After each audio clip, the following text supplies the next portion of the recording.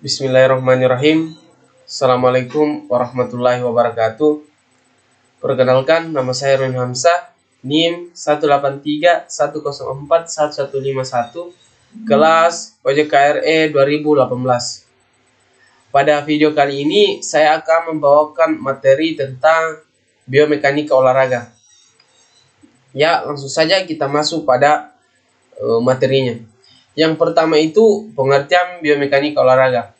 Kita harus tahu bahwa biomekanika merupakan salah satu disiplin ilmu yang mempelajari bentuk dan macam-macam gerakan atas dasar prinsip-prinsip mekanika dan menganalisis suatu gerakan.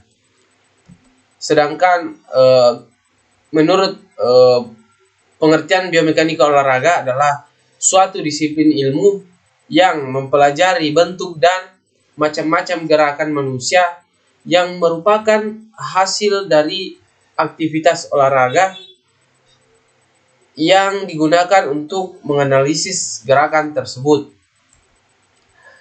Adapun pengertian biomekanika menurut para ahli, yang pertama itu menurut Hadza, biomekanika adalah ilmu yang mengkaji tentang struktur dan fungsi sistem biologi dengan menggunakan pengetahuan dan metode mekanika.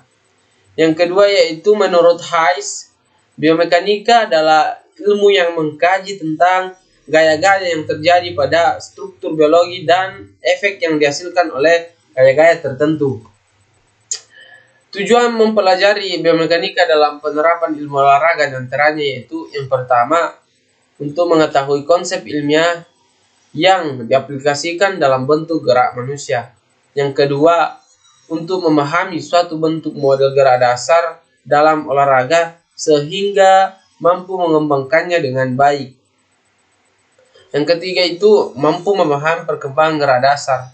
Yang keempat, mampu menerapkan suatu bentuk yang sesuai dengan karakteristik fisik seseorang dalam berolahraga dengan baik dan benar. Adapun manfaat biomekanika, yang pertama itu kecepatan gerakan meningkat atau berlari, berenang, dan lain-lain. Lebih banyak kekuatan antara melompat, memukul, mengangkat, dan lain-lain. Membantu menghilangkan ketidakseimbangan otot, mengurangi keosan pada sendi dan ligamen, peningkatan bentuk dan teknik khusus olahraga. Macam-macam kajian biomekanika. Beberapa elemen dalam biomekanika antara lain satu, statika, yaitu sistem pembelajaran yang berada dalam kesetimbangan baik saat istirahat atau bergerak dengan kecepatan konstan.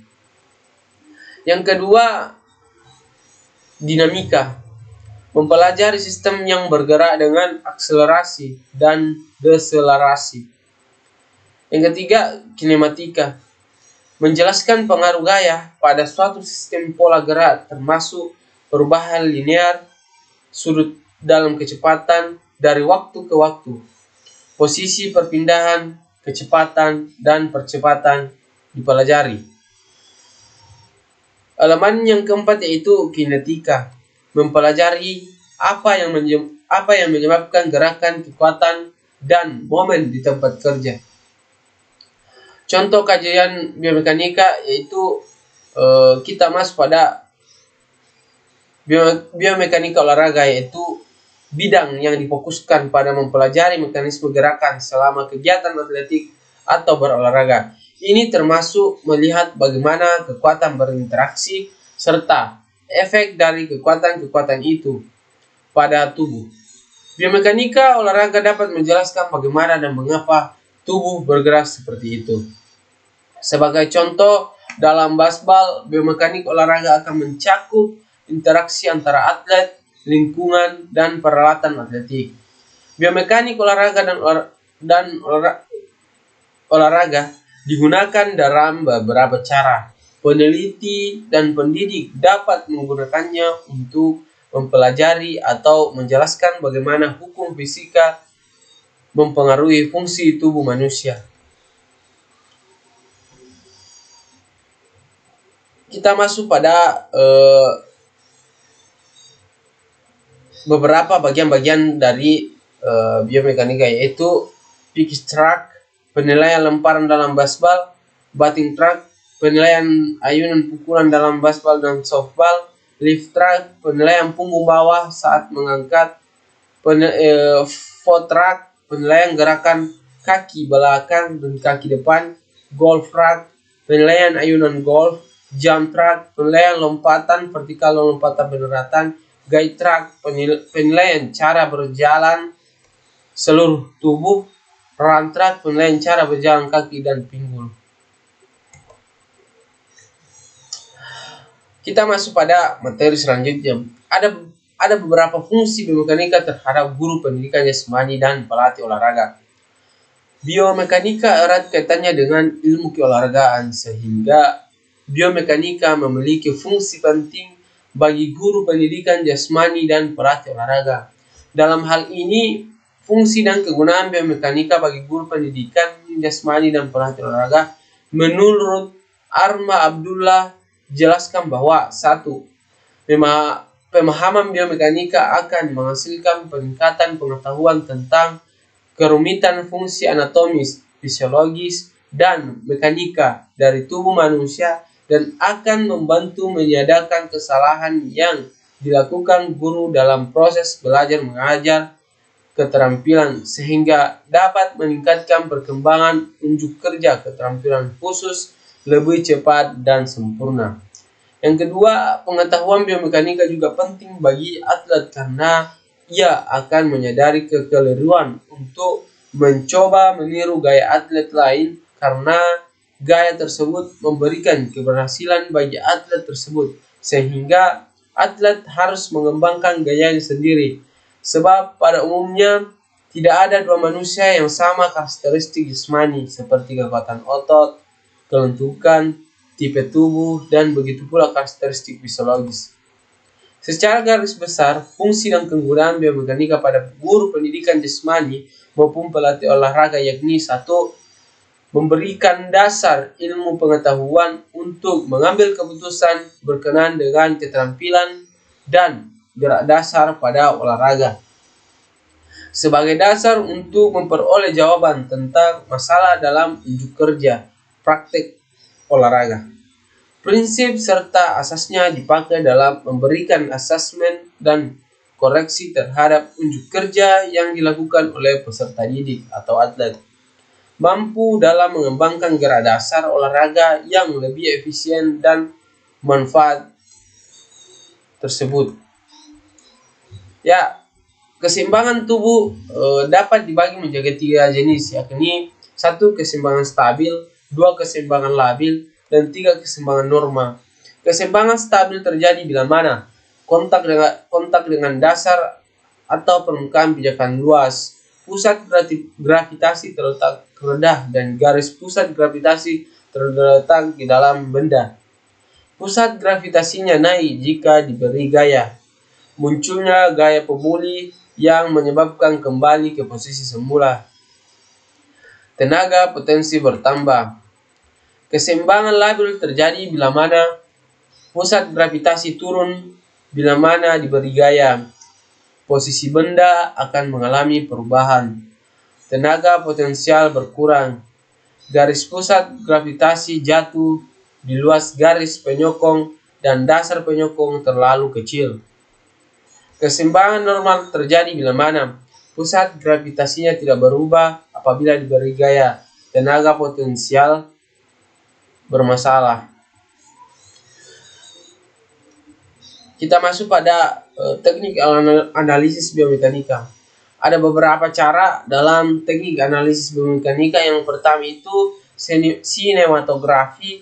Artinya teknik-teknik sinematografi menjadi sangat esensial untuk proses mengajar, melatih, dan untuk penelitian. Namun Taylor menyatakan bahwa banyak film dibuat untuk tujuan penelitian. Meningkatnya penggunaan fotografi untuk mengumpulkan, menganalisis, dan menilai data gerak sedikit demi sedikit mengambil ahli teknik observasi konvensional. Sebab apa yang diamati tidak teliti karena hanya sebagian kecil dari gerak keseluruhan dapat diamati pada suatu saat. Teknik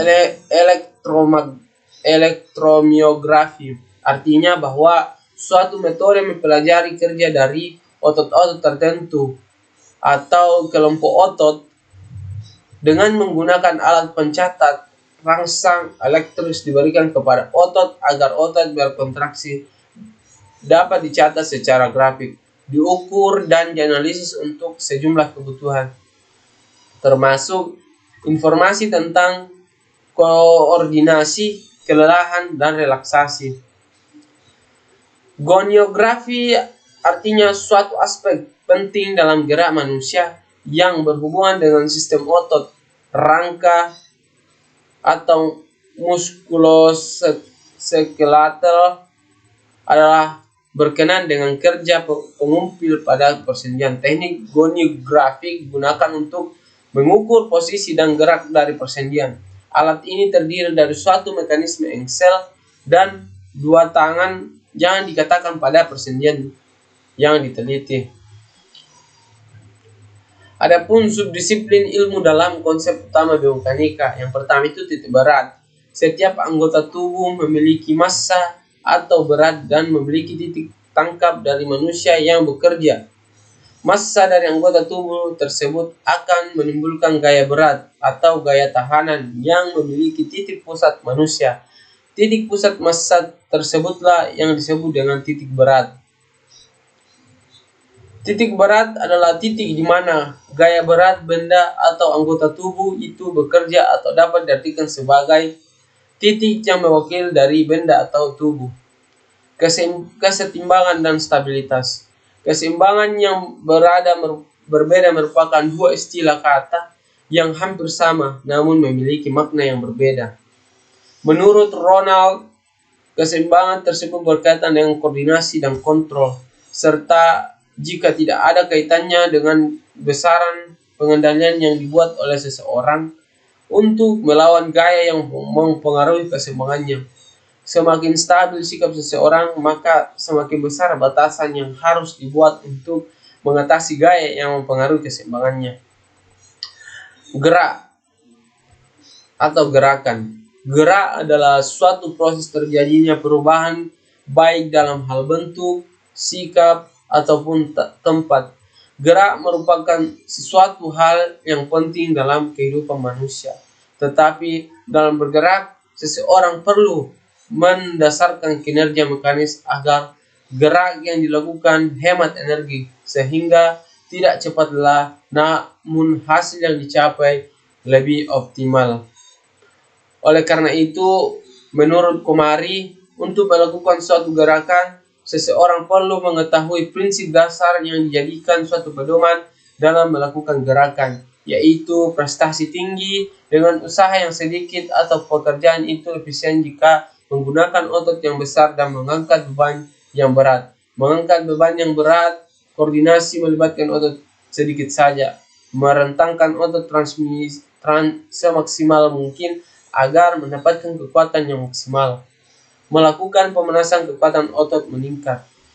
Yang kedua, kekuatan ditujukan ke titik awal yang searah. Yang ketiga, bila mengangkat, menahan, atau membawa benda sebaiknya didekatkan dengan titik berat badan agar usaha yang dikerahkan lebih kecil. Jika membidik sasarannya tidak horizontal karena gaya gravitasi lebih menarik benda tegak lurus ke bawah. Yang keempat itu gaya atau kekuatan.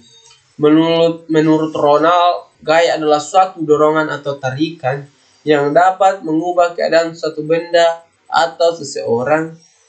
Sedangkan menurut Hidayat, gaya adalah suatu yang menyebabkan terjadinya perubahan keadaan dari diam ke gerak, dari gerak ke diam, atau perubahan panas, atau perubahan kecepatan.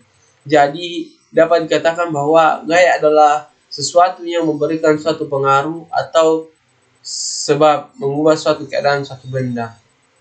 Ya, mungkin itulah materi yang bisa saya bawakan pada kesempatan kali ini. Kurang lebihnya mohon dimaafkan. Wabillahi taufiq wal hidayah. Assalamualaikum warahmatullahi wabarakatuh.